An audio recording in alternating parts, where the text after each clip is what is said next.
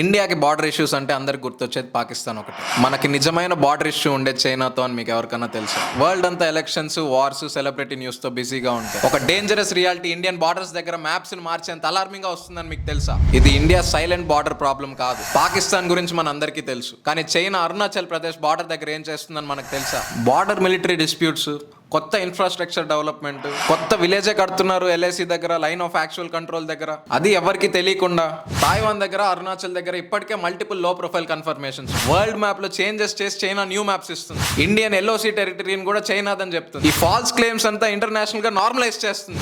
నేపాల్లో ఇప్పటికే number of map disputes ఉన్నాయి. లిపులేఖన్, కలాపాని ఏరియాస్ దగ్గర. ఇండియా నైబర్హుడ్ వీక్ చేయడానికి నేపాల్లో ప్రాజెక్ట్స్ కూడా కన్స్ట్రక్ట్ చేస్తుంది చైనా.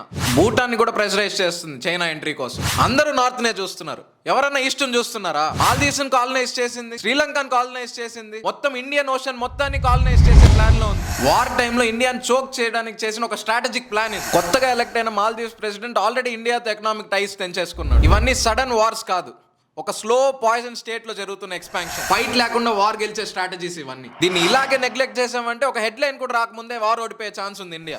ఈ రోజు రెబల్ వాయిస్ లో ఇష్యూ జరుగుతుంది అని రిపోర్ట్ చేయడానికి రాలేదు మేము.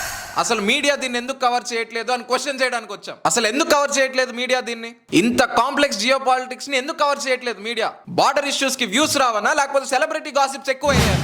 ఈ సైలెన్స్ కాన్సిక్వెన్సెస్ ఎంత కెటాస్ట్రాఫిక్ గా ఉంటాయో మీకు అర్థం కావట్లేదు. మారుమూల గ్రామాల దగ్గర జరుగుతున్నాయి, నిర్మానుష్య పర్వతాల దగ్గర జరుగుతున్నాయి, ఖాళీ సముద్రాల దగ్గర జరుగుతున్నాయి. ఇప్పటికైనా మనం చైనా బార్డర్ ఇష్యూస్ మీద అటెన్షన్ పే చేయకపోతే దీని కాన్సిక్వెన్సెస్ ఎంత తీవ్రంగా ఉంటాయో మన ఊహలకు కూడా అందం. ఈ వీడియోని ఎంత మందికి వీలైతే అంత మందికి షేర్ చేయండి. ఇప్పటికన్నా జనాలు దీని గురించి తెలుసుకోవాలి. చైనా ఎంత పెద్ద థ్రెట్టో తెలుసుకోవాలి. ఇది రెబల్ వాయిస్. ఏది మాట్లాడాలో అదే మాట్లాడతాం.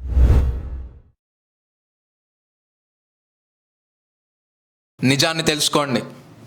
మీ చుట్టూ జరిగే వాటి మీద అవగాహన పెంచుకోండి. ఎందుకంటే ఇక్కడ మౌనంగా ఉండడం అంటే మరణంతో సమానం.